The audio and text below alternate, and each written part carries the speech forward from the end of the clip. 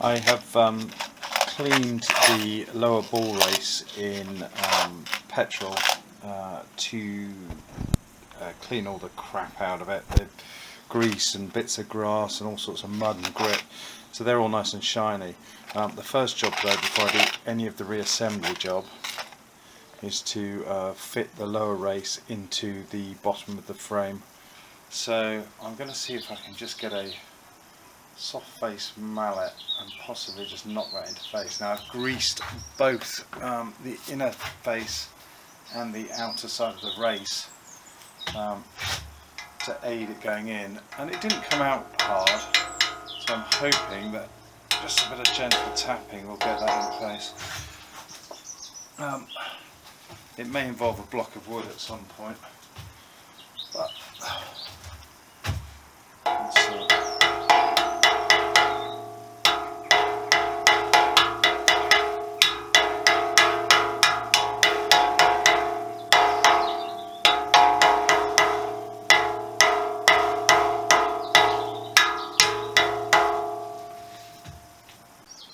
Okay, I've just done a couple of experimental taps. I think the wood is definitely the way forward.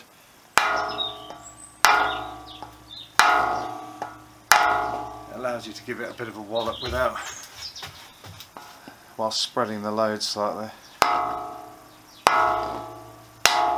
There we go. That is pretty well seated. It does need to go up a bit further, but I'll have to work out a way of doing that. I've re-greased and reinserted all the bearings, the rollers, into the cage that was cleaned with petrol. Now have the slightly tricky job of inserting this without dropping any of the balls, the rollers, back onto its. Go on, get on there. Yeah. What is the issue? Come on, you can do this. Okay, that isn't going smoothly. Yay, nay, is that it? That is it. Just check they're all there. I've now got to do the top lot and get them ready so that we can put the yoke in loosely at the top. I now have the top braces. The top one didn't dismantle like the bottom one did, but I've soaked it and washed it in petrol, cleared out all the old grease, and that's now ready for repacking.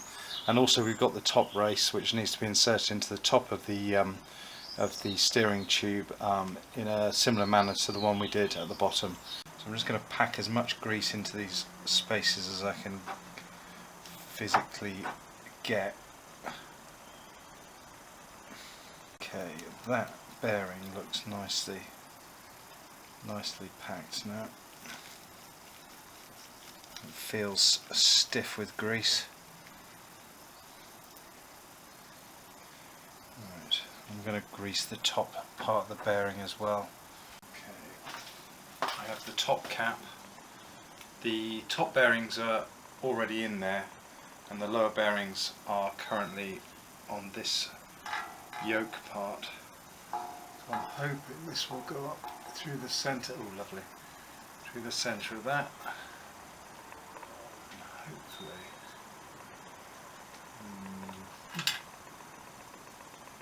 how does that screw down onto? Something's not quite right here. What am I doing wrong?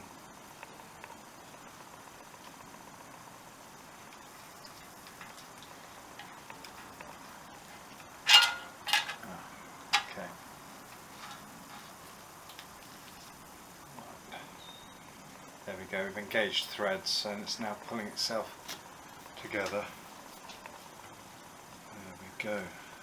We've got the top nut on, we've got the lower yoke in, and that is now free to move.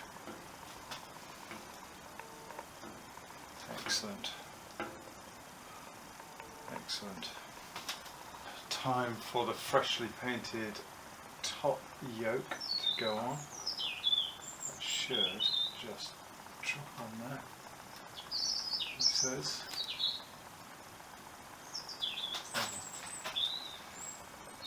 Is that wedge on or? careful not to chip the paintwork. Does the taper fit? I think it might be.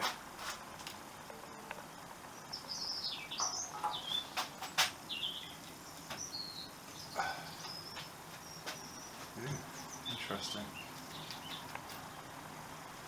So I didn't know that that was a taper fit, but that does make sense. We've got a washer which has been nicely plated, and the crown nut, which is crown nut. That's not right. I know what I'm talking about. Ooh, have we got enough room though to put all this down? Something's not quite right here. I'm going to come back to this. So there's not enough room to get the washer and the nut on, so I suspect something's not quite right. Right, I've made some progress. Possibly due to the paint, possibly due to the fact it's slightly different, possibly due to the fact that there's a replacement shaft in this yoke, it's taken a little while to carefully torque this down. No, let me start again. It's taken a while for me to get this washer underneath this nut. When I first put the top yoke on, part of the triple tree, there wasn't enough space on the threads for the washer and the nut. So I just started with the nut and I've carefully clamped down, and it quite easily, when you apply some pressure, screws down this top yoke, and now I've got it to the point where I can get the washer underneath. I've just pinched it up for now. I need to get a proper size socket to fit this nut, as the mole grips I'm currently using are less than ideal. But at the moment everything moves freely and smoothly. Whilst I was looking around what I've done today, I have noticed a slight problem, and that is with the steering lock mechanism. For whatever reason, we're a few mil shy of clearing this, and that is as hard over as the steering lock goes. So I've got a couple of options. One is to take the lock off and potentially grind that, but I don't really want to do that. The other option is just to grind off a millimetre or two of this part of the face of the locking plate, which again isn't ideal, but I am aware that there are actually two different sizes of this, so it could be that this is a slightly later model with a slightly longer arm on it. I will take a grinder to this and just take off a few mil, and hopefully we can get that to engage. That's one of those annoying little niggles.